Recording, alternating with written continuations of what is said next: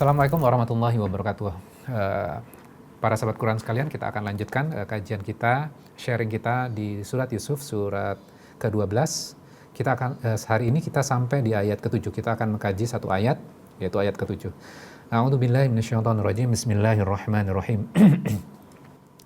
Laqad kana fi Yusuf wa ikhwatihi ayatul lisailin.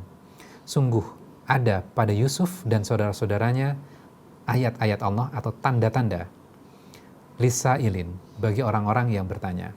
Jadi dalam kisah Yusuf ini yang Allah kisahkan kepada kita, kepada Rasulullah dan kepada kita, ini menjadi pelajaran yang sangat berharga. Laqad kana. Kita bisa benar-benar belajar dari kisah Yusuf dan saudara-saudaranya ini. Kemudian di situ ada kata ayat. Ayat itu apa? Sesuatu yang sangat berharga. Kalau kita lihat bahwa Nabi Yusuf itu kan dan saudara-saudaranya dibesarkan oleh ayahnya, berarti pendidikannya sama. Dibesarkan oleh pendidikan dan pengawasan seorang nabi, yaitu Yakub. Dan lingkungannya baik. Jadi nabi yang mengajarkan, kemudian lingkungannya baik. Namun ternyata tidak jaminan sesuatu yang buruk akan masuk dan mempengaruhi orang-orang yang dididik ini. Sehingga saudara-saudaranya itu melakukan sebuah kejahatan, kebohongan, kemudian melakukan sesuatu yang buruk terhadap saudaranya, yaitu Yusuf. Nah, sekarang kita petik hikmahnya. Kira-kira inspirasinya untuk kita apa? Pelajaran yang kita bisa peroleh dari ayat ke-7 dan ayat-ayat sebelumnya yang kita sudah pelajari. Kita menginginkan dalam kehidupan nyata kita gitu loh. Kita menginginkan anak-anak kita dibesarkan dalam lingkungan yang baik. Kita tidak ingin mengirimkan anak-anak kita kepada negara-negara kufar, kepada negara-negara kafir. Dan banyak maksiat di situ. Kita menginginkan anak kita di lingkungan yang baik. Lingkungan pesantren misalnya, lingkungan yang baik, yang kata-katanya juga santun, kata-katanya yang sopan. Itu yang kita inginkan. Pertanyaan berikutnya, apakah ada jaminan nggak keburukan dan bisikan tidak masuk dalam lingkungan yang kita isolasi, yang kita katakan baik? Tidak jaminan.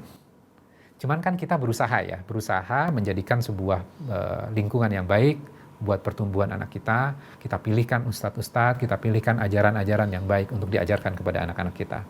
Namun, tidak jaminan. Kita kan belajar dari kisah ini. Ternyata saudara-saudara Yusuf tumbuh dengan karakter yang buruk gitu loh. Padahal pendidikannya dari ayah yang baik gitu loh. Jadi, apa yang kita bisa perhatikan gitu loh. Ternyata sesuatu yang buruk itu masih bisa masuk dari lingkungan yang baik. Bisa saja kesombongan itu masuk dalam sebuah lingkungan yang baik. Misalnya dalam sebuah institusi yang baik. Misalnya dalam masjid, dalam pengajian, lingkungan pengajian. Kesombongan dan arogansi bisa masuk nggak dalam lingkungan seperti ini? Kira-kira jawabannya apa? Jawabannya kemungkinan besar bisa masuk. Ada arogansi, ada kesombongan. Bisa nggak orang yang hafiz merasa dirinya hebat dibandingkan orang lain? Bisa. Bisa nggak orang yang tahu tentang ilmu agama merasa dirinya lebih hebat, lebih paling benar dibandingkan orang lain dan menyalahkan orang lain? Bisa. Dan beberapa waktu pagi tadi saya menonton sebuah video gitu loh. Satu ini membid'ahkan, satu ini saling kayak debat kusir. Dan ini yang melakukan siapa? Yang melakukan adalah orang yang membuat video kompilasi mengadu domba gitu loh. Ternyata ada orang yang seperti itu gitu loh. Ketika kita memiliki ilmu, maka ilmu kita digunakan dengan cara yang baik, bukan untuk menyalah-nyalahkan orang lain. Kita belajar dari surat Yasin bahwa agama itu, berdakwah itu saling menguatkan, bukan saling menjatuhkan. Harusnya kan kita saling menguatkan ketika kita melakukan dakwah. Kita harusnya saling support satu dengan yang lainnya. Tidak menyalahkan kelompok ini, kelompok itu, kelompok ini, kelompok itu gitu loh. Kita bisa belajar dari ayat ini ya. Ternyata inspirasinya ternyata luar biasa. Dalam lingkungan yang baik, dalam lingkungan agama yang kita katakan baik, ternyata tidak jaminan kita akan dimasukkan, disisipi oleh value-value yang tidak baik. Dan siapa yang membisikkan itu? Kita belajar, inna syaitonal insani aduwwum mubin. Sesungguhnya setan itu adalah musuh yang nyata. Dan bahan bakar itu sesungguhnya ada gitu loh. Dan iblis, setan akan membisikkan dan menggosokkan itu sehingga menjadi bara yang sangat besar untuk kita. Jadi apa yang harus kita lakukan? Kita bisa belajar dari ayat ke-7 ini dan kita bisa belajar dari ayat ke-6-nya. Ternyata Yakub mengajarkan kepada anaknya, yajtabika rabbuka. Jadi kita minta apa? Semua itu yang memberikan, yang memilih adalah Allah kita. Sehingga ketika Allah sudah memilihkan kepada kita, attitude kita adalah kita merendah, kita menjadi hamba. Hamba itu bukan meninggi, hamba itu bukan sombong. Setelah kita tahu, mendapatkan nikmat, mendapatkan kapasitas, memiliki ilmu tentang agama, memiliki ilmu tentang Al-Quran, memiliki ilmu tentang hadis, bukan untuk menyombongkan diri. Karakter hamba itu menunduk, merendah, bukan meninggi. Jadi semakin tahu, kita akan merendah, bukan sombong.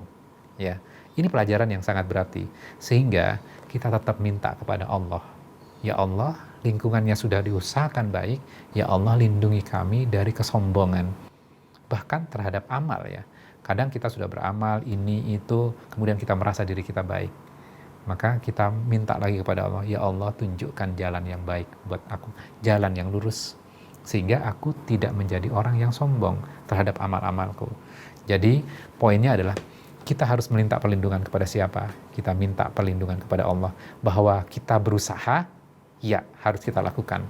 Tapi jangan melupakan yang esensial, yang fundamental. Kita minta perlindungan kepada Allah, kepada Rabb kita.